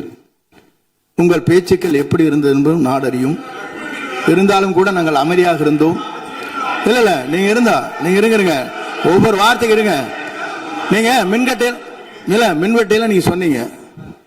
உங்களுடைய முன்னாள் அமைச்சர் ஆற்காடு வீராசாமி இருக்கிற போது மின்வெட்டால் தான் நாங்கள் ஆட்சியே மாறியது என்றெல்லாம் சொன்ன கதையெல்லாம் இருக்கு. அதெல்லாம் சொன்னோம்னாங்க. நாங்களே அமைதியா இருந்தா அதுக்காக நீங்க தயவு செய்து எதிர்க்கட்சி தலைவருக்கு வாய்ப்பளிக்கிறார்கள். அந்த வாய்ப்பை நீங்கள் அவர் முதலமைச்சர் பேசியதற்கு பிறகு பேசினால் அழகாக இருக்கும். அவை முன்னர் பள்ளி கல்வித்துறை அமைச்சர். மாண்புமிகு பேரவைத் தலைவர் அவர்களே, அவர் ஒரே ஒரு வார்த்தையை தான் சொன்னார். பார்ட்டி ஃபண்ட் என்ற வார்த்தையை கேட்டு எதிர்க்கட்சி நண்பர்கள் கோபப்படுகிறார்கள். ஆனால் அதன் மீது உங்களுக்கு பாயிண்ட் ஆஃப் ஆர்டர் தருவதாகவும் நீங்கள் சட்டப்பேரவைத் தலைவர் சொல்கிறீர்கள். நேற்றைய தினம் இதே போல வெற்றி தலைவர் அவர்களினுடைய வழிகாட்டில் வளர்ந்த நாங்கள் சகிப்புத்தன்மையோடு அவர்கள் பல வார்த்தைகள் சொன்னார்கள். புதிதாக சோஃபா மாடல் என்றார்கள், குதிரை பேரம் என்றார்கள், எத்தனையோ வார்த்தைகள் சொன்ன போது சகிப்புத்தன்மையோடு அதை கேட்டு பொறுமையாக இருந்தோம். இவர்கள் குதிரை பேரம் எல்லாம் அவைக்குள் நீக்கப்பட்டு விட்டது. சரி, சோஃபா மாடல் என்று சொன்னார்கள். ஆதாரம் கேட்டு இப்படி எழுந்து நாங்கள் கொந்தளிக்காமல் ஒரு சட்டமன்றத்தில் ஒரு உறுப்பினர் எப்படி நடந்து கொள்ள வேண்டும் என்பதற்கு எடுத்துக்காட்டாக தமிழக வெற்றி கழகத்தின் உறுப்பினர்கள் நடந்து கொண்டார்கள். இப்போது மதிப்பிற்குரிய எதிர்க்கட்சி தலைவர் அவர்களே, உங்கள் ஊடாக நான் கேட்பது என்னவென்றால், அவர்களினுடைய கட்சி உறுப்பினர்களை அவர் அமைதிப்படுத்தி முதல்வர் அவர்கள் உரையை முழுமையாக கேட்டு சகிப்புத்தன்மைக்கு சட்டமன்றத்தில் இந்த பக்கம் மட்டுமல்ல அந்த பக்கமும் எடுத்துக்காட்டாக இருப்பதற்கு அவர் வழிவகை செய்ய வேண்டும் என்று உங்கள் மூலமாக கேட்டுக்கொள்கிறேன். பொதுப்பணித்துறை அமைச்சர்.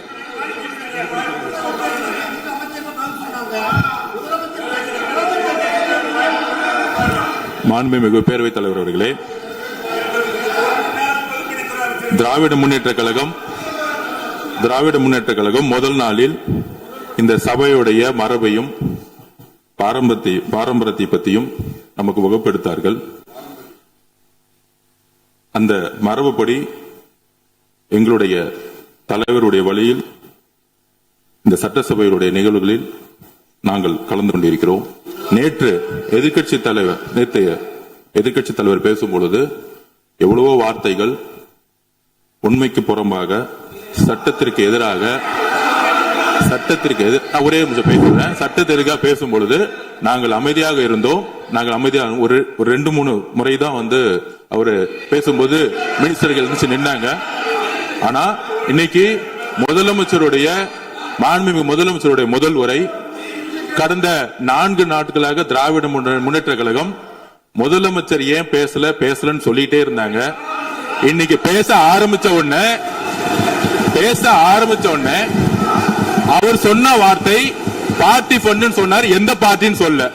ஆனா அந்த வார்த்தைகள் சொல்லி முடிஞ்ச உடனே எதற்காக முதலமைச்சருடைய பேச்ச இவங்க குறுக்கிறாங்கன்னு தெரியல. நீங்கள் சொன்னதுபடி முதலமைச்சர் பேச வேண்டும். பேசிய பின்பு கருத்துகளுக்கு பதிலளிக்க அவர்கள் பதிலளிக்க நாங்களும் பதிலளிக்க தயாராக இருக்கிறது பதிவு பண்றோம். மாண்பு முதலமைச்சர் அவர்கள்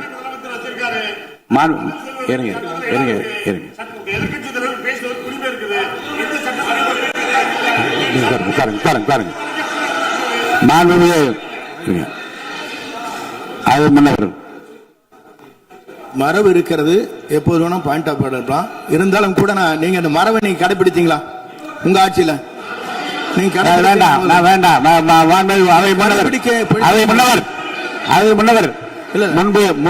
முன்பு எப்படி நடந்தால் என்பதை பற்றியோ முன்பு நடந்த நிகழ்வுகள் பற்றியோ நீங்கள் சொல்லி மீண்டும் மீண்டும் இந்த அவையினுடைய மாண்பை குறைக்க வேண்டாம் என்று நான் கேட்டுக்கொள்வது வேண்டாம். இப்போது உள்ள பிரச்சனை மாண்பு முதலமைச்சர் அவர்கள் தன்னுடைய பேச்சை உறுதி செய்து முடிக்க வேண்டும். அவர் முடித்த பிறகு எதிர்க்கட்சி தலைவருக்கு நான் நிச்சயமாக வாய்ப்பு தருவேன். அவர் கேள்வி கணைகளை தொடுக்கலாம், சந்தேகங்களை கேட்கலாம். விளக்கம் தருவதற்கு மாண்பு முதலமைச்சர் அவர்கள் தயாராக இருக்கின்றார். அமைதியாக அமரும்படி நான் கேட்டுக்கொள்கிறேன். இப்போது நான் அனுமதிக்க முடியாது. மாண்பு முதலமைச்சர் உரையை தொடரலாம்.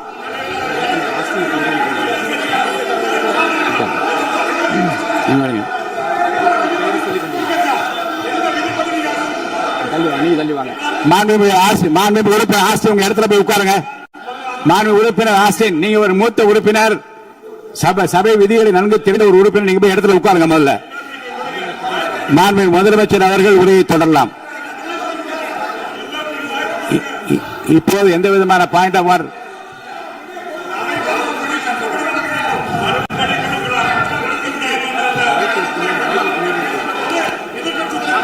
நான் வாய்ப்பு இல்லை என்று சொன்னால் நீ எழுந்து நிற்பதிலே நியாயம் இருக்கிறது. உட்காருங்க.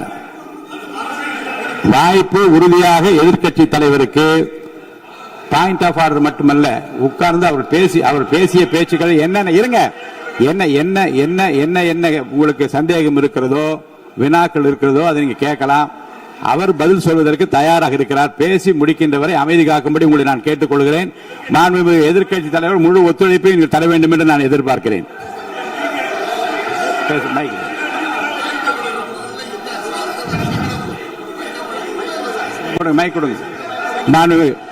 மாண்புமிகு எதிர்க்கட்சி தலைவர், பேரவைத் தலைவர், நீங்க உட்காருங்க. நேற்று நான் பேசும்போது சில அமைச்சர்கள் குறுக்கிட்டு பேசினாங்க. அதற்கு நீங்க அனுமதி கொடுத்தீங்க. அது மாதிரி இன்னைக்கு முதலமைச்சர் பேசும்போது சில வார்த்தைகள், தவறான வார்த்தைகள் பேசுறாரு. அவர் பார்ட்டி ஃபண்ட் அப்படின்னு சொல்லியிருக்கிறாரு. அவர் அமைச்சர் அந்த பார்ட்டி ஃபண்ட் எந்த பார்ட்டின்னு கூட சொல்ல தைரியம் இருந்தா சொல்லுங்க. நாங்க அதெல்லாம் ஃபேஸ் பண்ண தயாரா இருக்கோம். எதையும் ஆதாரத்தோடு எதையும் பேசுங்க. நீங்க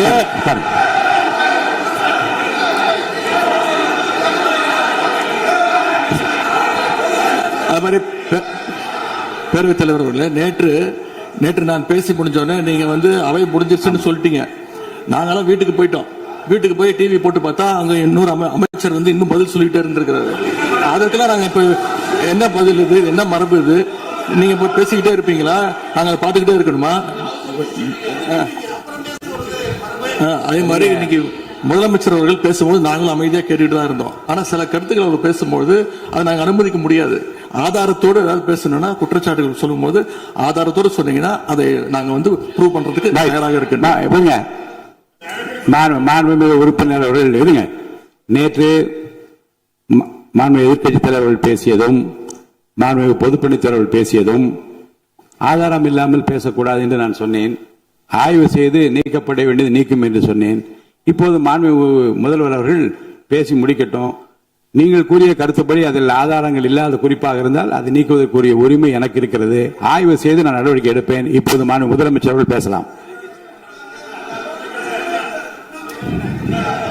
இந்த டாஸ்மாக் மாதிரியே பல டிபார்ட்மெண்ட்லயும் மறுபடியும் சொல்றேன், கட்சி நிதின்ற பேர்ல அடிச்ச கொள்ளைய ஒண்ணு ஒன்னா கவர்மெண்டோட கஜானாக்குள்ளேயே கொண்டு சேர்த்துக்கிட்டே இருக்கிறாங்க.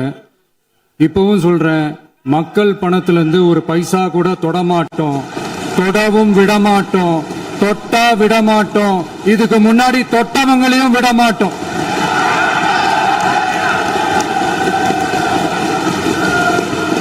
ஒவ்வொரு ஊழலா வெளியில வரும் போலயே ஒவ்வொரு வேஷமா கலைஞ்சிரும் போலவே இங்க இருக்கிற நிறைய பேரு நடுங்கி போய் இதுல நம்ம மேல அவதூறு வேற. இப்ப புதுசா ஒரு வெப்பன் ஒண்ணு கொண்டு வந்திருக்காங்க. அது என்ன தெரியுமா? அவங்க தயவால தான் நம்ம ஆட்சி நடக்குதான். மக்கள் தயவால இந்த ஆட்சி நடந்துகிட்டு இருக்கு. மனசாட்சி உள்ள சக்திகளோட ஆதரவால இந்த ஆட்சி நடந்துகிட்டு இருக்கு.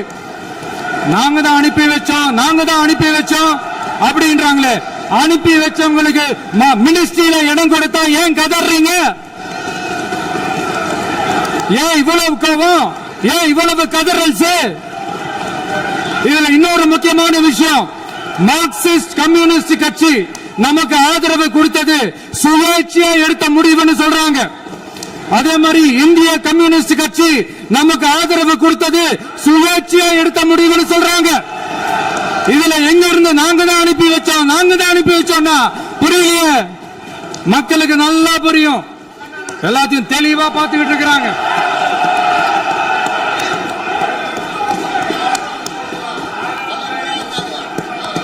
முதலமைச்சர் கண்டினியூ பண்ணலாம். மாண்பு முதலமைச்சர்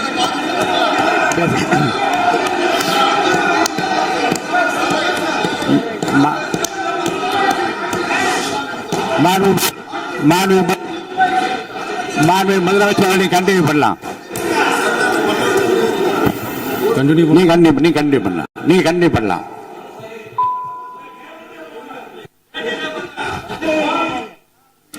இந்த சமூக நீதி அரசுன்னு சொல்றவங்களை பார்த்து கேட்கிறேன், நம்ம பட்டியலின சகோதரர்களுக்கு எத்தனை அமைச்சர் பதவி கொடுத்தீங்கன்னு கொஞ்சம் சொல்ல முடியுமா? ஆனா நம்மளுடைய அரசுல 8 அமைச்சர் பதவிகள் யாருக்கு? நம்ம பட்டியலின சகோதரர்களுக்கு. எல்லாம் நம்ம அண்ணன், நம்ம தம்பி, நம்ம தங்கச்சிங்க. அண்ணல் அம்பேத்கர் அவர்களுடைய கிட்டத்தட்ட 100 ஆண்டு கால கனவு இப்ப நிறைவேறி இருக்கு. நான் ஏன் கொஞ்சம் சவுண்டா பேசுறேன் அப்படின்னா அவங்களுக்கு கேட்கணுன்றதுக்காக தப்பா எடுத்துக்கிறது. அதே மாதிரி பெண்களோட பாதுகாவலர் நாங்க தான் அப்படின்னு சொல்லிக்கிறவங்களை கேட்கிறேன், எத்தனை பெண்களுக்கு அமைச்சர் பதவியில இடம் கொடுத்தீங்க கொஞ்சம் சொல்ல முடியுமா? எங்க அரசுல 4 சகோதரிகளுக்கு அமைச்சர் பதவி கொடுத்திருக்கிறோம்.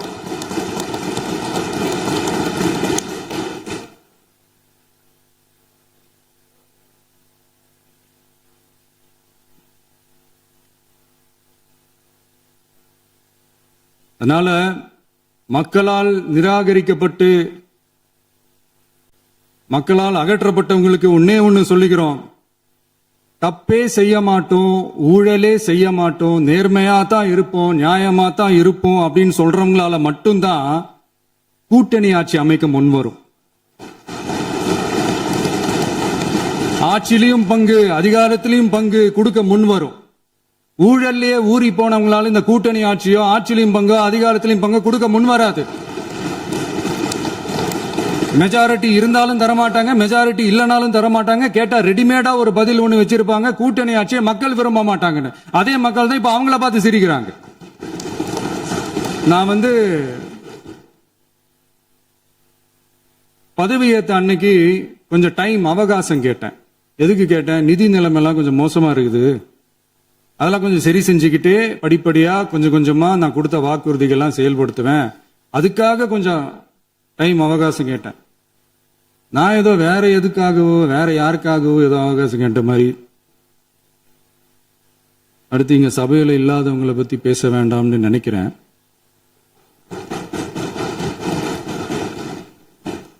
இங்க நம்மளை பத்தி அவதூறு பரப்புறதோட மட்டும் இல்லாம இப்ப நம்ம மக்கள் மேலேயும் அவதூறு பரப்ப ஆரம்பிச்சிட்டாங்க. மக்கள் நமக்கு ஓட்டு போட்டது தப்பான், குடும்பம் குடும்பமா நமக்கு ஆதரிச்சது தப்பான்.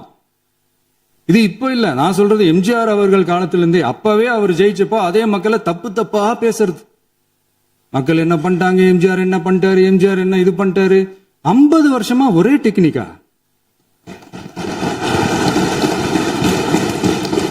டெக்னாலஜி எல்லாம் மாறி வேற எங்கேயோ போயிட்டு இருக்கு. பஸ் இதுல கொஞ்சம் டெக்னிக்காச்சும் கொஞ்சம் மாத்தினா கொஞ்சம் நல்லா இருக்கும். அதனால மக்களுக்கு யூஸ்ஃபுல்லா இருக்கிற மாதிரி இந்த ஆக்கப்பூர்வமான கருத்துக்களோ ஆக்கப்பூர்வமான யோசனைகளோ இருந்தா சொல்லுங்க, அதை நாங்க டெஃபரெண்டா எடுத்துக்கிறோம். ஆனா அதை விட்டுட்டு இந்த நக்கல் நையாண்டி சம்பந்தம் இல்லாத பேச்சு இதெல்லாம் பேசிட்டு அப்புறம் முதல்வர் பதில் சொல்லல, முதல்வருக்கு பதில் சொல்ல தெரியல அப்படின்னா அப்புறம் என்ன சோஃபா மாடல் ஆட்சியா? அது என்னன்னு புரியறதுக்கு எனக்கு ரொம்ப நாள் ஆச்சு. இந்த sofa set, table chair, teapoy, furniture பிசினஸ்லாம் வேற எங்க வெளியில போய் பண்ண சொல்லுங்க. அப்படி அந்த பிசினஸ் தான் பண்ணணும்னா நிறைய பிசினஸ் பண்ற மாதிரி வெளியில போய் பண்ண சொல்லுங்க, இங்க சட்டசபைக்குள்ள வேணாம். அதனால ஆக்கப்பூர்வமான கருத்துக்கள் இருந்தா சொல்லுங்க, டெஃபினட்டா அது சரியா இருந்தா நாங்க ஏத்துக்கிறோம். எனக்கு ஒரு குட்டி கதை ஒண்ணு ஞாபகம் வருது, சொல்லாமா?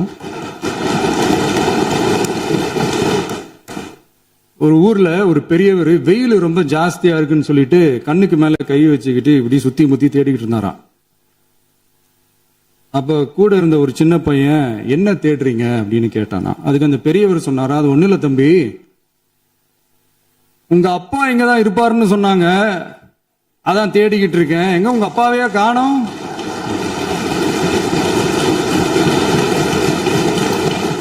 இல்ல அந்த எங்களுக்கும் நக்கலா நையாண்டியா சம்பந்தம் இல்லாத குட்டி கதை இதெல்லாம் எங்களுக்கும் பேச தெரியும். அந்த கதையில பெரியவர் அப்படி சொன்னாராம், தப்பா எடுத்துக்காதீங்க. அந்த கதையில பெரியவர் அப்படி கேட்டாராம். அதனால யாரும் இங்க டென்ஷன் ஆக வேணாம். அதனால இன்னொரு இந்த என்னுடைய உரையை முடிக்கிறதுக்கு முன்னாடி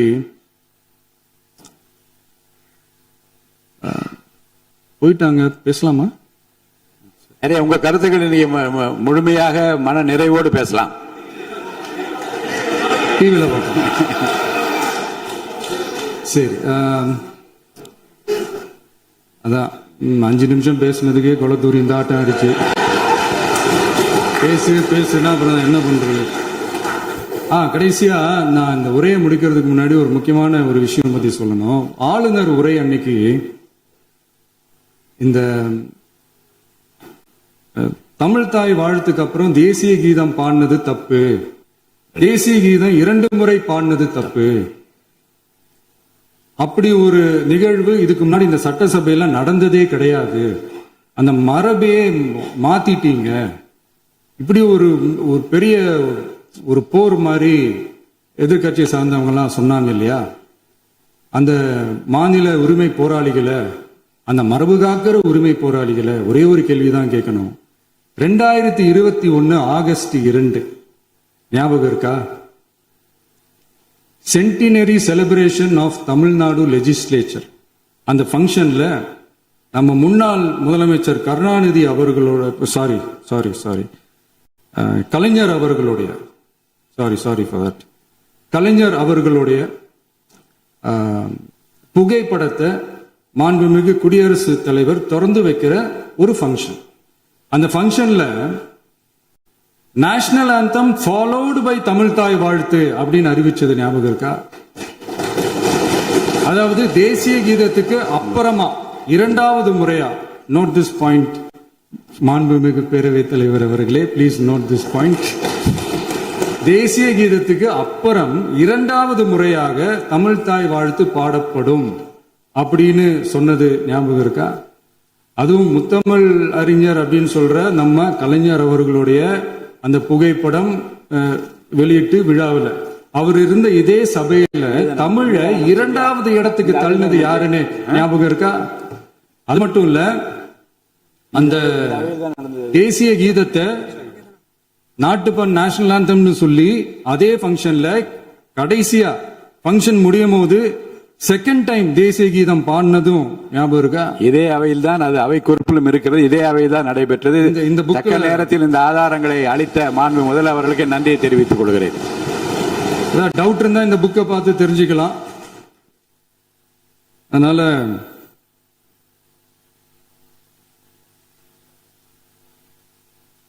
இதெல்லாம் கேட்டா என்ன சொல்லுவாங்கன்னா, அது ஜனாதிபதி கலந்துகிட்ட பங்கன், அதெல்லாம் அப்படிதான், அதெல்லாம் கண்டுக்க கூடாது அப்படின்னு சொல்லுவாங்க. இதே மாதிரிதான் பேசுறது ஒண்ணு, செய்யறது ஒண்ணு, செய்யறது ஒண்ணு, பேசுறது ஒண்ணு. இதெல்லாம் மக்கள் பார்த்துக்கிட்டு இருக்காங்க. எலெக்ஷனுக்கு முன்னாடி தான் அப்படி செஞ்சுக்கிட்டு இருந்தாங்க, இப்ப எலெக்ஷனுக்கு அப்புறம் அதே தான் செய்யறாங்க. இந்த விஜயையும் சாமானியர்களின் உண்மையான சமூக நீதி அரசையும் அவமானப்படுத்துறதுக்கு தான் அவங்களோட அந்த பொலிட்டிக்கல் சீனியாரிட்டி அது பயன்படுத்துது போல. சரி, செய்யட்டும் செய்யட்டும், நல்லா செய்யட்டும். இப்போ ஆனாலும் நம்மளுடைய மாநில உரிமை, மொழி உரிமை, உத்தம உத்தரர் போல வேஷம் போடுற எதிர்கட்சிக்கு ஒன்றை மட்டும் ஆணித்தரமாக சொல்றோம். உங்களை மாதிரி தமிழ் தமிழ்னு சொல்லிக்கிட்டு, மொழி பண்பாடு கலாச்சாரம்னு சொல்லிக்கிட்டு ரெட்டை வேஷம் போடுறவங்க நாங்க கிடையாது. உலகெங்கும் வாழும் என் தமிழ் சொந்தங்களுக்கு நம்முடைய உத்தரவாதம் தமிழ் தான் எங்க உயிர் நாடி அப்படின்றத மறக்க மாட்டோம். இப்பவும் சொல்றோம், மாநில உரிமையில எப்பவும் உறுதியா இருப்போம். அதே சமயத்துல அரசியல் வேற, ஒன்றிய மாநில அரசுகளுக்கு இடையே இருக்கிற நிர்வாக அணுகுமுறை வேற. இதுல நாங்க ரொம்ப தெளிவா இருக்கிறோம். அதனால எங்களுக்கு பாடம் எடுக்கிறதா நினைச்சுக்கிட்டு உங்க வேஷத்தை நீங்களே கொஞ்சம் கொஞ்சமா கலைச்சுக்கிட்டே வர்றீங்க, மறந்துடாதீங்க. அப்புறம் நேத்து எதிர்கட்சி தலைவர், மாண்புமிகு எதிர்கட்சி தலைவர் பேசும்போது நிறைய பேசினாங்க. அதுல ஒண்ணு மட்டும், அரசு சொல்றதா நினைச்சுக்கிட்டு நம்மளை இன்டைரக்டா ஈவில் அப்படின்ற அந்த வார்த்தையை யூஸ் பண்ணாங்க. எனக்கு ஒன்னே ஒண்ணுதான் சொல்லணும்னு தோணுது, ஈவில்ஸ்னு டெவில்ஸ் பேசக்கூடாது.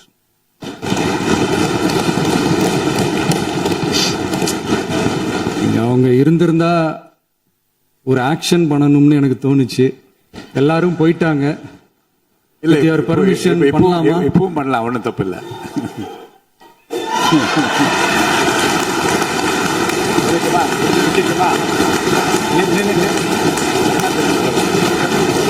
யார் சொல்லுங்க?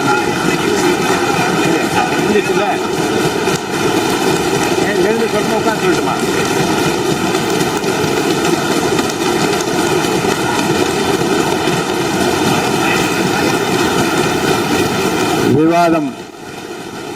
விவாதம் முடிவுற்றது.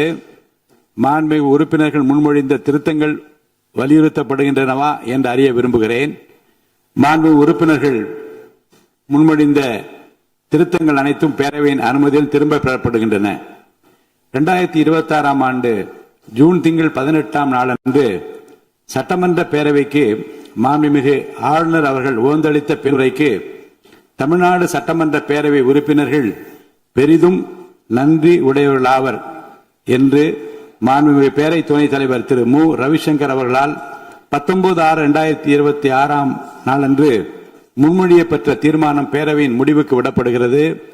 ஏற்போர் ஆம் என்க, மறுப்போர் இல்லை என்க. ஏற்போரே அதிகம் என்று கருதுகிறேன். ஏற்போரே அதிகம். தீர்மானம் நிறைவேறியது. அரசினர் தீர்மானம். பேரவை மீண்டும் கூடும் நாள் குறிப்பிடப்படாமல் ஒத்திவைக்கப்பெறும் தீர்மானம். மாண்புமிகு பேரவை முன்னவர் அவர்கள். மாண்புமிகு பேரவைத் தலைவர் அவர்களே, பேரவை விதி 25 1 கீழ் 1 படி பேரவை மீண்டும் கூடும் நாள் பெறாமல் ஒத்திவைப்பு பெறலாம் எனும் தீர்மானத்தை மொழிகிறேன். மாண்புமிகு பேரவை முன்னவர் அவர்களின் தீர்மானம் பேரவையின் முடிவுக்கு விடப்படுகிறது. ஏற்போர் ஆம் என்க, மறுப்போர் இல்லை என்க. மறுப்போரே இல்லை என்று கருதுகிறேன். மறுப்போரே இல்லை. தீர்மானம் ஒருமனதாக நிறைவேறியது. பேரவை மீண்டும் கூடும் நாள் குறிப்பிடப்பெறாமல் ஒத்திவைக்கப்படுகிறது. வணக்கம்.